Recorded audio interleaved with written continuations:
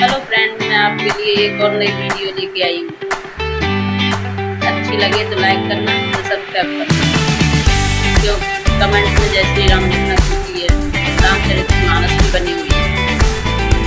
सरता कहूँ सुंदर करही, छवि रह दीप दिखा जन बरही। सब उपमा कवि रहे जुठारी, देहि पट तरोबे देहि कुमारी। देहि पट तरोबे देहि कुमारी। वह सुंदरता, वह सीता जी की सुंदरता, शोभा, सीता जी की शोभा सुंदरता को भी सुंदर करने वाली है। वह ऐसे मालूम होती है मानो सुंदरता रूपी घर में दीपक की लौ जल रही हो। मानो सुंदरता रूपी घर की दीपक की कोई लौ जल रही हो।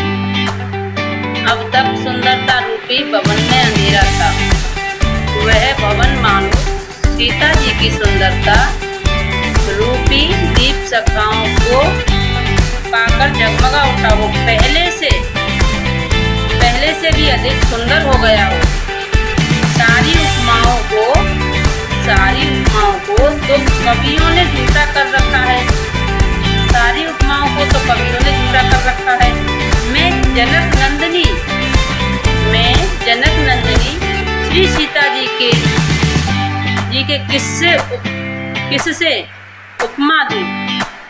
सिय शोभा हिय वरन प्रभु, आपन दशा विचार। बोले सुच मन अनुज सन, वचन समय अनुहार। इस प्रकार हृदय में सीता जी की शोभा को वर्णन करके, सीता जी की शोभा का वर्णन करके और अपनी दशाओं को विचार कर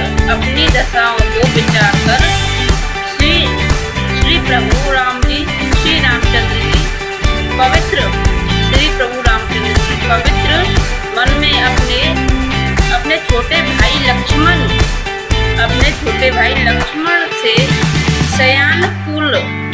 शयानकूल वचन बोले। तात जनक तनया यह सोई, धनुष यज्ञ जेहि कारण होई। पूजन गौरी ले सखी ले आई, करत प्रकाश फिरई खोले बाई। हे तात, यह वही जनक जी की कन्या है जिसके लिए यह धनुष यज्ञ हो रहा है। सखियां इसे गौरी पूजन के लिए लेके आई। यह फुलवाड़ियों में प्रकाश करती हुई घूम रही है।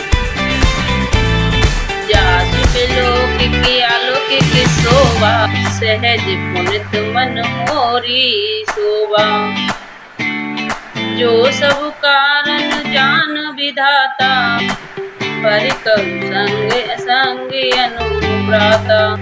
जिसकी अलौकिक सुंदरता से मेरा मन उसकी सुंदरता से मेरा मन शुद्ध हो गया है। इसका कारण तो विधाता ही जाने। किंतु हे भाई सुनो मेरे मंगलदायक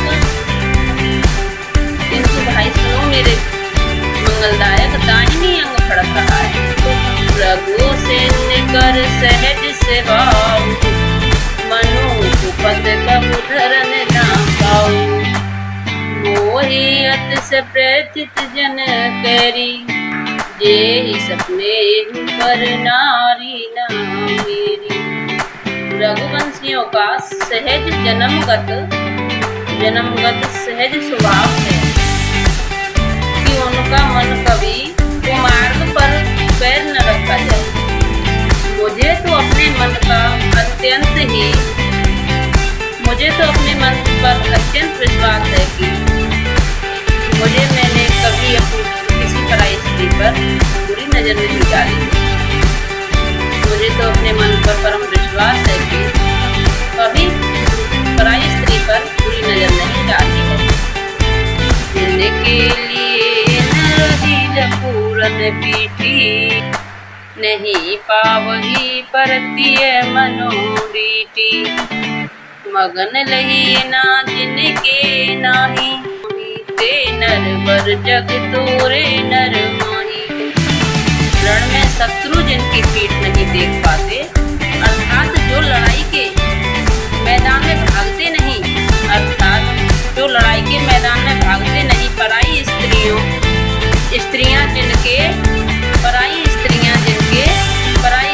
जिनके मन और दृष्टि को नहीं खींच पाती, भिखारी जिनके यहाँ से ना ही नहीं कर पाते, खाली हाथ में लौटते, ऐसे श्रेष्ठ पुरुष संसार में थोड़े हैं, ऐसे श्रेष्ठ पुरुष संसार में थोड़े हैं। दोहा। करत बतक ही अनुज मन, सनमन सिय रूप लोबान, मुख सरोज मुकुदंद, छवि करे मद को देव पान। यो श्री राम जी, यो श्री राम जी छोटे भाई से बात कर रहे हैं, पर मन सीता जी के रूप में लुभाया हुआ है। उनके मुख रूपी कमल के छवि रूप मकरंद घोरों को तरस से पी रहा है। चित्त वित्त चकित चहु दिस सीता, कह गए नभ के सोर मन चिंता।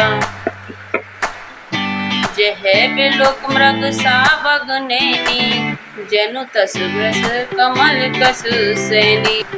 सीता जी चकित होकर चारों ओर देख रही है। मन इस बात की चिंता कर रहा है, मन इस बात की चिंता कर रहा है कि राजकुमार कहाँ चले गए।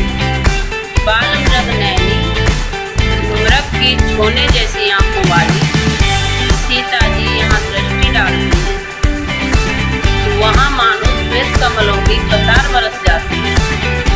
लता ओट तब सकिन लखाए, श्याम मल गौर किशोर सखाए।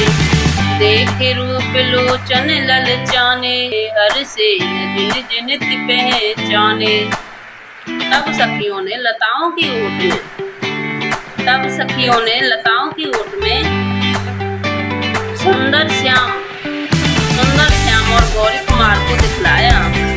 उनको रूप को देखकर नेत्र ललचा उठे, उनके रूप को देखकर नेत्र ललचा। वो ऐसे प्रसन्न हुए मानो जैसे उन्हें उनका खजाना मिल उठा हो, जैसे उन्हें अपना खजाना मिल उठा हो। सके नयन रघुपत छब देखे, पलक परख पर कलमों निवेशे। अधिक स्नेह देख है और बोली, शरद शशि जन चिकिते चकोरी। श्री रघुनाथ जी की छवि को देखकर नेत्र चिकित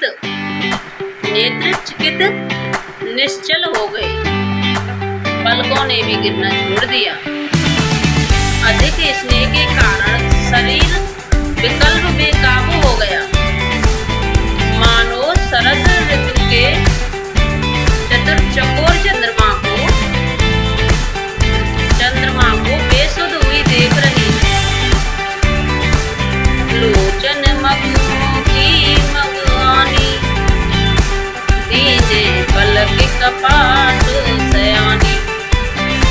जब सिय सखी प्रेम बस जानी, कही न सकिए कछु मन सुख जानी। नेत्रों के रास्ते श्री राम जी को मन के हृदय में लाकर चतुर शिरोमणि ने नेत्रों के पलकों के किवाड़ लगा दिए, अर्थात नेत्र बंद करके उनका ध्यान करने लगे। जब सीता जी को सखियों ने प्रेम के बस में जाना, जब सीता जी को सखियों ने देखा कि ये तो सीता जी तो प्रेम के बस में हुई खड़ी है, तब वह मन में समझा गई, कुछ कह नहीं सकती। लता पवन से प्रकट भये, तेहि अवसर दो भाई। इनके जनु जुग विमल विदु, जलद पटल बिलगा। उसी समय दोनों भाई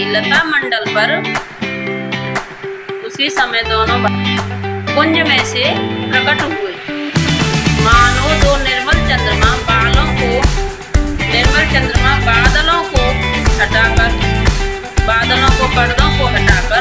निकले हैं।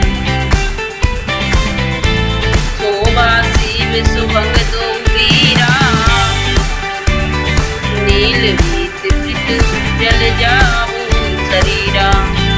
मोर पंख सुख सोहत नीके, गुच्छ बीच बिच कुसुम कली के। दोनों सुंदर भाई शोभा की सीमा है।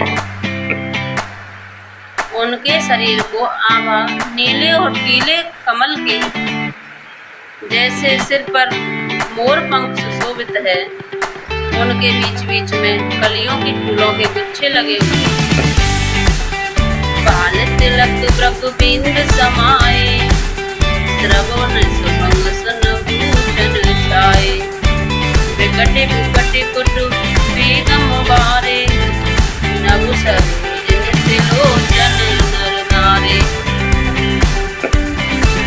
माथे पे तिलक पसीने की बूंदें ऐसे मानो जैसे शोभायान है।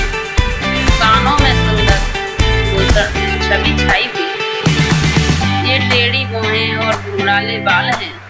नभ सरोज नभुनोलोकन नचरारे, चार चुबक चबुनासिका कुपाला।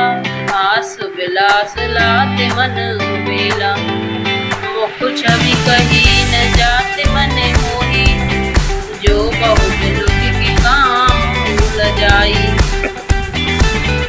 थोड़ी नाक गाल बड़े सुंदर, और हंसी की शोभा बड़ी सुंदर, अति सुंदर शोभा लग रही है। मन को मोल लिए लेती है। मुख की छवि तो मुझसे कहीं नहीं जाती। कबीरदास जी कहते हैं, मुख की छवि तो हमसे कहीं नहीं जाती, जिसे देखकर बहुत ही कामदेव लजा जाते हैं। और मणिमाल कवि कलुआ, काम कलब कर भूज बल सेवा। सुमन समेत बान करि मोवा, सावर कवर सखी सतिलोना। वक्ष स्थल पर मणियों की माला है। शंख से सुंदर गला है। कामदेव के हाथी के बच्चों के सूर के समान उतार चढ़ाव वाली कोमल भुजाएं हैं। इसके बाएं हाथ में फूलों सहित दोना है। ये सभी वह सांवला कुंवर तो बहुत ही सलोना है। केरी कटी कट पीत धर, सुषमा सहित सजान। देख भालू कन भूस नहीं, बिखरा तकने अपान। सिंह सी पतली लचीली कमर वाले जैसे पीताम्बर धारण किए हुए हैं। शोभाशील के भंडार, सूर्य कुल के भूषण श्री रामचंद्र जी। श्री रामचंद्र जी को देखकर सखियां अपने आप को भूल गई। धरि धीरज कली सयानी, सीता सन बोली गलुकानी। गौरी गौरी कर ध्यान करे, रूप किशोर दन देखी कने ने। सीता जी की सखी बोल रही है, सीता थोड़ा सा इधर ध्यान करो, देखो कितने सूर्य कमल वाले नैनों जैसे, कितने सुंदर सुशोभित होने वाले श्री रामचंद्र जी हैं। आज के लिए इतना ही। वीडियो अच्छी लगी तो लाइक करना, कमेंट करना। कमेंट में श्री राम लिखना मत भूलना, क्योंकि यह रामचरितमानस श्री राम